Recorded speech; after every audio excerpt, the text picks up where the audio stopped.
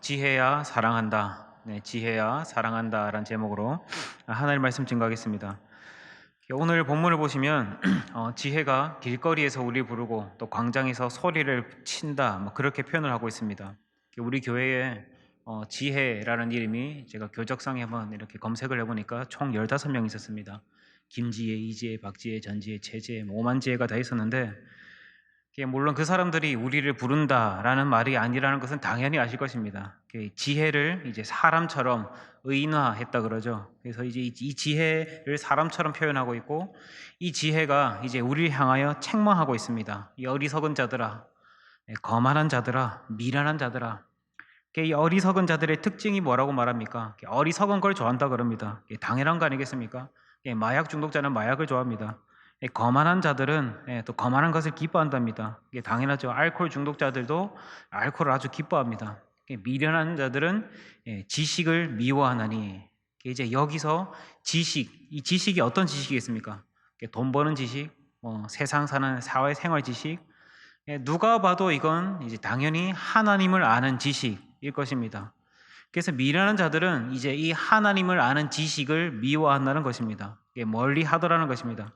우리가 하나님을 아는 방편을 봤을 때 크게 두 가지의 방편이 있습니다. 첫 번째로 예배 때 선포되는 이제 지금처럼 하나님의 말씀이 선포되는 과정을 통해서 하나님을 아는 지식이 있습니다. 그래서 하나님께서 행하신 일들, 하나님께서 행하실 일들, 그리고 두 번째로 우리 양육학교 같은 이제 성경 공부에서 이제 과정을 통해서 하나님의 성품, 하나님의 속성 이런 것들을 말씀으로 배울 수가 있습니다.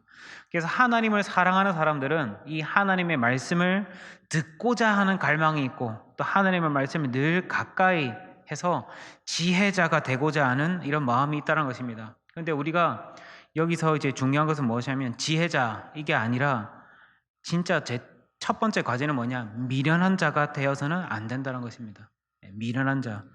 미련한 자의 반대말이 뭡니까? 미련한 자의 반대말.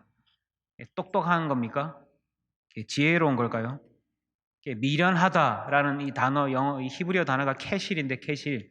이거 이제 한글로 다시 바꾸면 바보 멍청입니다. 바보 멍청아 이런 겁니다. 이 바보 멍청이의 반대말이 뭡니까? 이 스투피드라 그러잖아요. 이 영어로 스투피드. 이 스투피드의 반대말이 뭡니까? 정말 똑똑함입니까? 지혜로움. 이게 그 미련함의 반대말이 맞습니까? 만약에 이 우리가 미련하지 않아야 된다, 그래서 우리는 지혜로워야 된다라고 말하면 우리는 너무나 낭만스럽습니다. 왜? 우리는 지금 여기 있는 모두가 지혜로운 사람은 단 한 사람도 없거든요. 지혜로운 사람이 없습니다. 우리는 사실 아무도 안 지혜롭잖아요. 똑똑한 사람이 하나도 없지 않습니까? 지혜로우세요? 아무 대답이 없으신 걸 보니까 스스로를 굉장히 지혜롭다고 생각하셨던 것 같은데, 우리에게 진정한 지혜의 기준은 누구입니까? 하나님이십니다. 우리 주 예수 그리스도십니다. 그리고 우리 안에 계신 성령님이십니다. 그래서 성령께서 우리 안에서 늘 우리의 미련함을 보시고 탄식하는 것이죠. 그래서 로마서 8장 26절에 보시면 성령께서 탄식함, 우리의 미련함을 보시고 탄식함 가운데 간구한다, 그렇게 말하지 않습니까? 그러니까 우리는 지혜로워야 된다, 하나님의 지혜까지 도달해야 된다, 이렇게 말하면 매우 절망적입니다. 도저히 할 수가 없습니다. 하나님의 수준으로 될 수가 없습니다. 그래서 우리는 지혜롭다라기보다는 이제 우리의 첫 번째 과제는 뭐냐? 안 미련함, 좀 덜 미련함, 이렇게 해야 좀 할만할 겁니다. 그러니까 스투피드인데 이제 안티 스투피드 해야죠. 우리 엘리베이터에 보면 그 뭐 붙어 있습니까? 요즘 이 코로나 때문에 안티바이러스 필름 이렇게 딱 붙어 있습니다. 이게 뭐 구리 성분이 들어있는. 사람의 손이 자주 닿는 곳에 이제 이 안티바이러스 필름이 붙어 있으면 뭐 공중에 떠다니는 비말이 거기 딱 붙으면 뭐 30분 내에 뭐 4시간 이내에 사멸을 한다면서요. 그러면 바이러스의 반대말은 뭡니까? 바이러스의 반대말. 유산균입니까? 없잖아요. 그래서 우리가 안티바이러스, 유산균이 아니라 안티바이러스라고 하듯이 미련함의 반대말은 지혜로움이 아니라 안티스투피드입니다. 안 미련함입니다. 그러니까 결과적으로 사랑하는 오늘 이 지혜가 우리에게 원하는 것은 뭐냐? 안 미련해지는 거. 안티스투피드해지는 거. 안 미련해지는 방법이 3절에서 5절로 걸쳐 나옵니다. 그게 뭡니까? 하나님의 책망을 듣고 돌이키는 거. 하나님이 부르시면 듣는 거, 하나님이 손짓하면 응시하는 거, 그래서 하나님의 책망을 듣고 교훈을 받는 거, 이게 바로 우리가 바로 안티 스투핏해질 수 있는 방법이라는 것입니다. 그러니까 지금까지 우리가 이 안티 바이러스의 행동들을 많이 해왔습니다. 방역 지침을 지키고 사회적 거리를 지키고 또 예배도 잠시 중단하고. 근데 이 문제는 이 안티 바이러스를 하면서 이제 안티 스투피드도 놓치고 있는 것 같습니다. 하나님의 책망을 들어야 하는 시간을 멀리하고 하나님께서 우리를 향하여 손짓하는 그 손짓을 외면하고 말씀의 시간, 예배의 시간들로부터 멀어지고 있습니다. 스투피드의 행동으로 이어져 가고 있습니다. 미련해지고 있습니다. 하나님이 우리에게 말씀으로 교훈을 주시면 거기에 순종하고 책망으로 받아야 되는데, 이렇게 해서 지혜롭지 못할 망정 적어도 안티 스투피드는 되는데 우리는 계속해서 지금 이 안티 바이러스 때문에 안티 스투피드를 놓치고 있다는 것입니다. 돌이켜야 됩니다. 문제는 지금 돌이키지 못하는 사람들이 있습니다. 지금 당신의 상태를 깨닫지 못하는 사람들이 있습니다. 본인의 모습에 대해서 듣기 싫어하는 사람이 있고 돌아보지 않으려고 합니다. 그러니까 어떻게 합니까? 하나님의 말씀을 멀리하려고 하고 멸시하려고 하고 책망을 거부합니다. 총체적 죄인의 모습이고 동시에 교만한 상태가 바로 이런 모습이더라는 것입니다. 그런 사람에게 26절 아주 두려운 재앙의 말씀을 주십니다. 우리 함께 한번 읽어봤으면 좋겠습니다. 26절 함께 읽겠습니다. 시작. 너희가 재앙을 만날 때에 내가 웃을 것이며 내가 비웃으리라.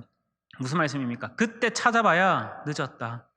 내가 마음껏 비웃을 거다. 부지런히 찾아도 소용없다. 왜? 너희가 나를 미워하기 때문에. 너희가 지혜를 멀리하기 때문에. 그래서 33절에 결론을 주십니다. 오직 내 말을 듣는 자는 평안히 살며 재앙에 두려움 없이 안전하리라. 그러니까 내 말을 듣는 자는 평안히 살며 재앙에 두려움 없이 안티 스투피드하리라. 어떻게 해요? 하나님을 아는 지식, 하나님의 창조 세계를 아는 지식을 통해서, 그리고 나 자신이라는 허물된 존재를 아는 지식을 통해서 이제 완전한 지혜의 자리로 나아가는 이 교두보가 만들어져야 된다는 것입니다. 예배의 자리를 회복할 수 있는 우리가 되기를 바랍니다. 지금 많은 분들이 이 안티 코로나, 안티 바이러스의 관성에 젖어서 이제 못 나오시는 분들이 많이 있습니다. 국가에서 뭐 예배 자제하라고 했다면서 막 지켜야 된다고 하시는 분들 있잖아요. 그게 사실 핑계 아닙니까? 정말 국가에서 제정한 법을 한 치의 오차도 없이 다 지키세요? 지금 우리가 지키고 있는 법들 보면 대부분 윤리적인 것들입니다. 그러니까 쉽게 말하면 인간으로서 마땅히 지켜야 할 윤리들을 법으로 대체시켜 놓은 게 지금 우리가 지키고 있는 이 법치들입니다. 그러니까 우리 사실 하나님의 말씀에 깨어 있거나 하나님께서 주신 선한 양심의 그릇되이 행하지 않는 사람들은 처벌 같은 것이 없어도 법이 없어도 윤리적으로 잘 지킬 수 있습니다. 살인하지 말라, 당연한 거잖아요. 쓰레기 버리지 않는 거 이런 거 어떻게 보면 당연한 거 아닙니까? 근데 이제 지금 우리 시대는 어떻습니까? 그것을 법으로 하지 못하도록 이제 제도를 걸어놨습니다. 사실 인간이 온전한 이성으로 어떤 한 상황 가운데서도 살인을 저지르지 않는다라고 하면 이 살인에 대한 법적 보호 장치가 전혀 필요가 없습니다. 근데 이 법적 보호 장치가 있음에도 불구하고 살인을 저지르는 게 바로 우리 인간의 불안정입니다. 그러면 교회에 오지 말라고 하는 법이 생긴 것도 아니고 이제 권고 사항도 아니고 생활 방역인데 어떻게들 그렇게 준수를 하려고들 하시는지, 정말 식당도 안 가시고 마트도 안 가시고 집에서만 콕 얌전히 계시는지.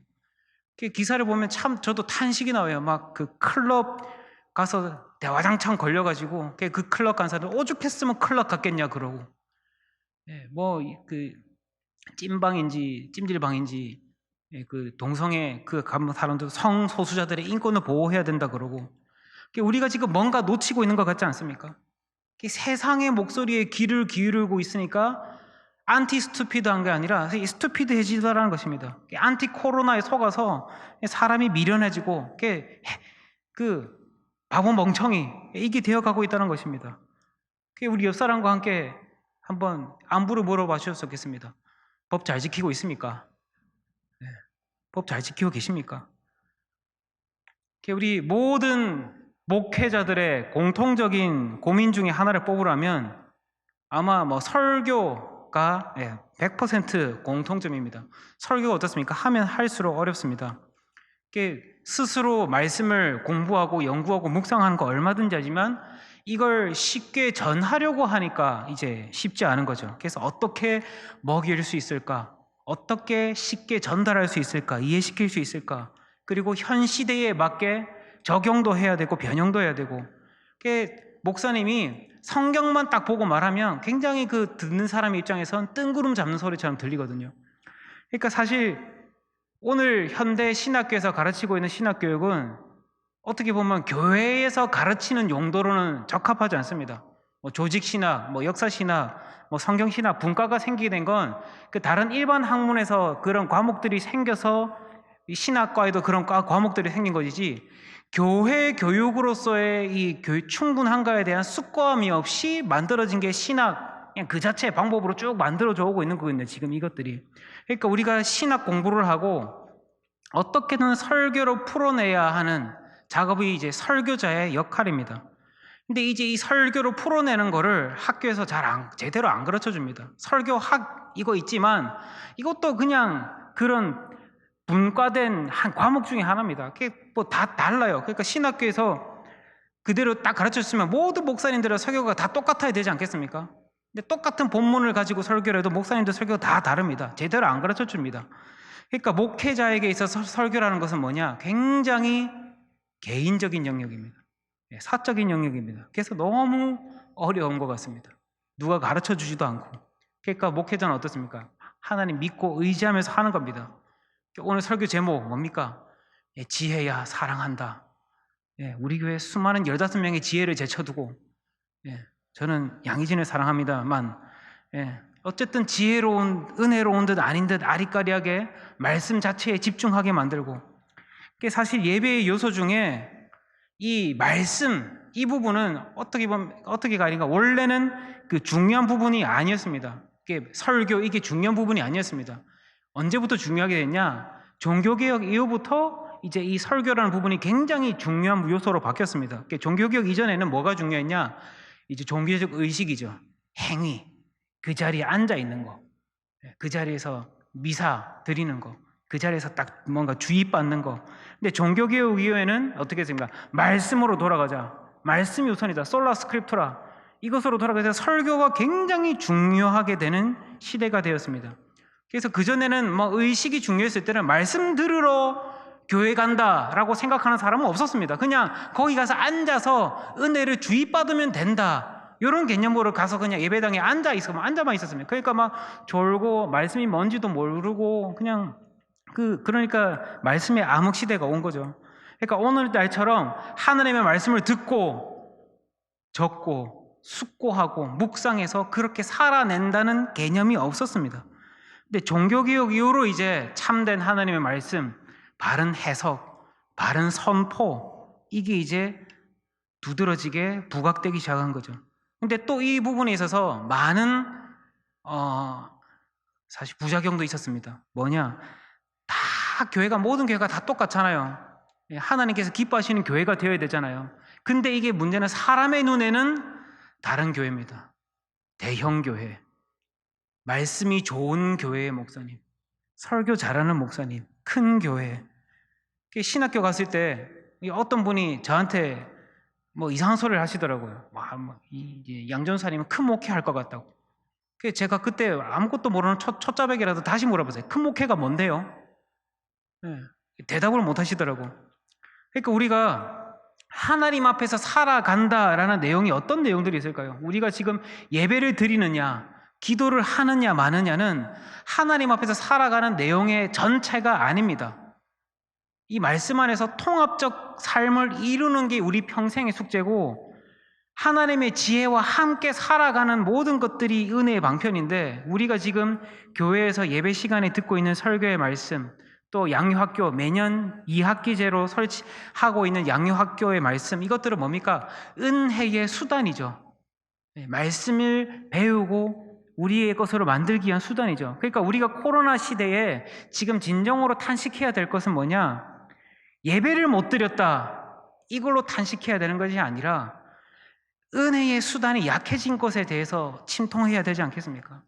하나님을 더 알고 하나님께서 하실 일을 더 기대하고 배워갈 수 있는, 그래서 내가 더욱더 하나님의 형상이 되고 이 세상에서 하나님의 뜻을 펼쳐갈 수 있는 자녀로 살아갈 수 있는 그 은혜의 공급원의 수단으로서의 방편이 약해진 것에 대해서 우리는 침통해야 하고 눈물을 흘려야 하고 기도를 해야 되는데, 이것이 하나님을 사랑하는 지혜의 근본이자 우리의 정체성인데 우리는 엉뚱한 것을 가지고 지금 침통해하고 있지는 않습니까?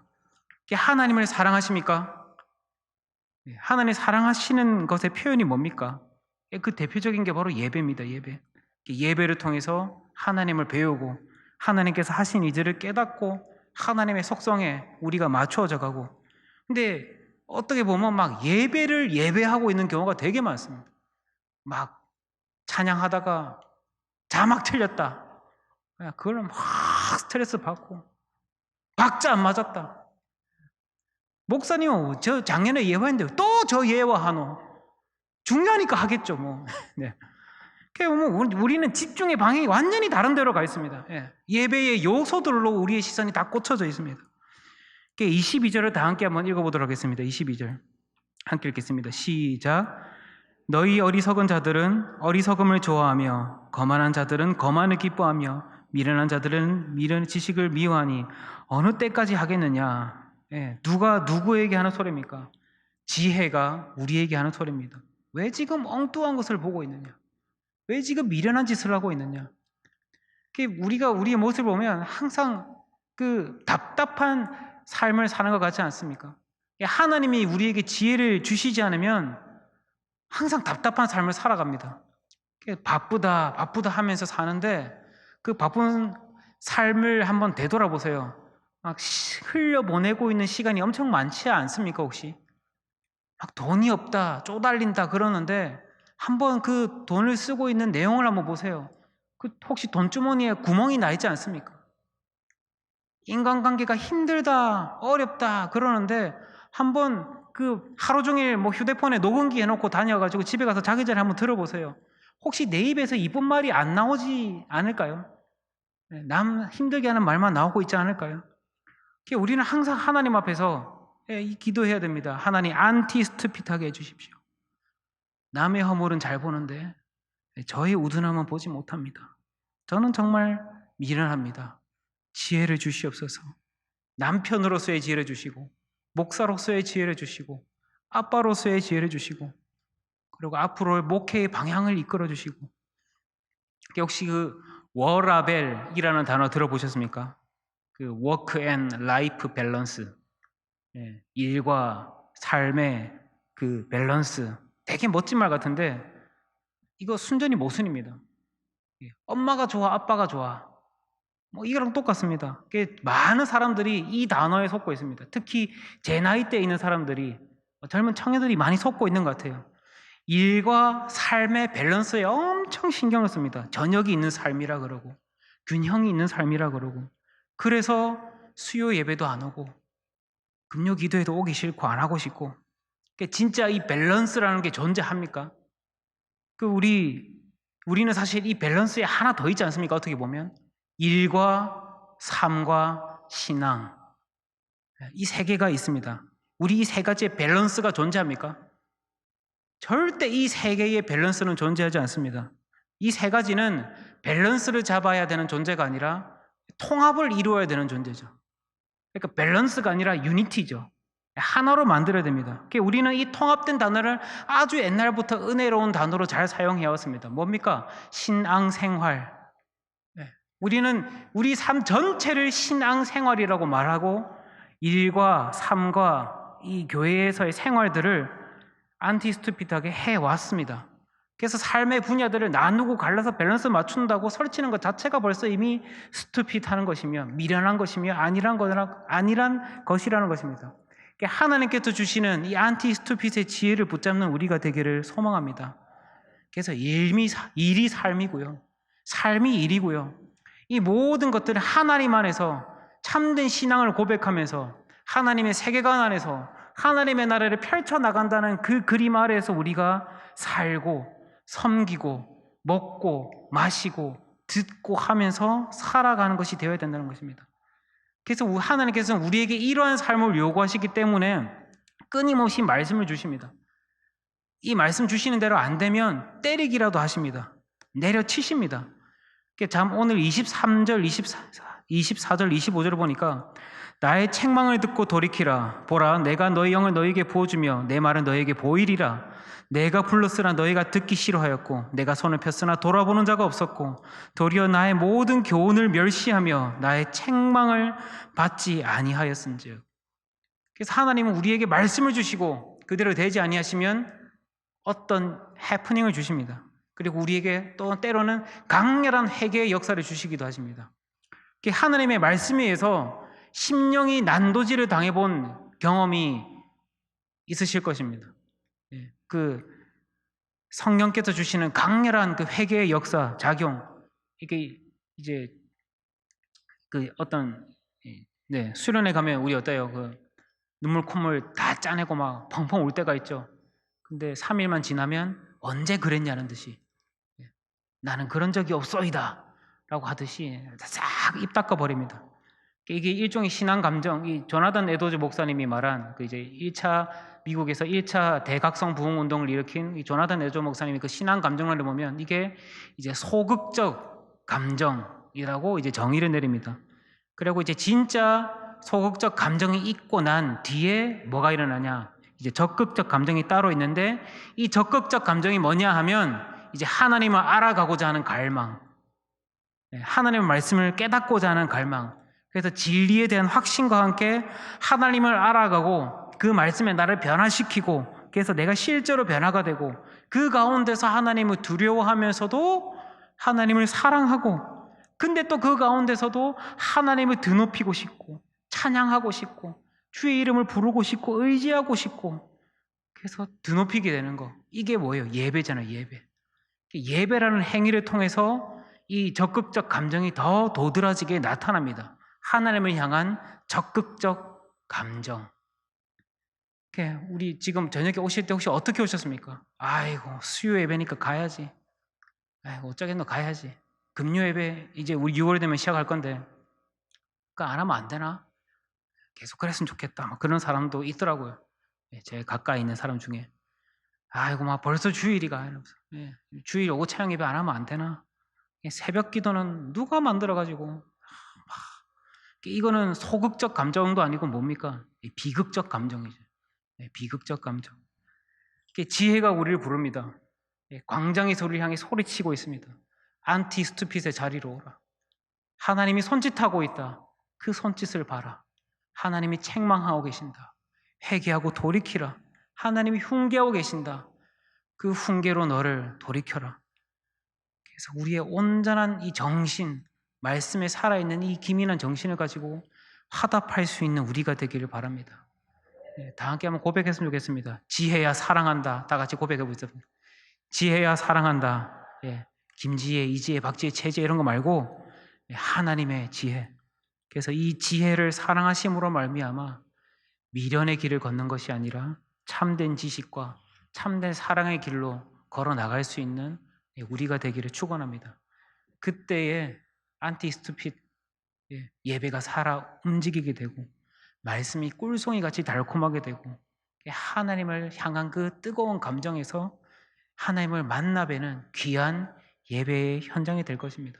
그래서 하나님께서 우리에게 주시는 이 지혜를 받아서 안티스투핏한 능력의 삶을 가지고 그래서 우리 안에 계시는 성령께서 진정한 지혜를 우리를 통해서 꽃피울 수 있는 그런 성령의 사람, 성령이 이끄시는 말씀의 사람이 되어가는 우리 덕천제일교회 성도님들이 되시기를 주님의 이름으로 축원합니다. 우리 다 함께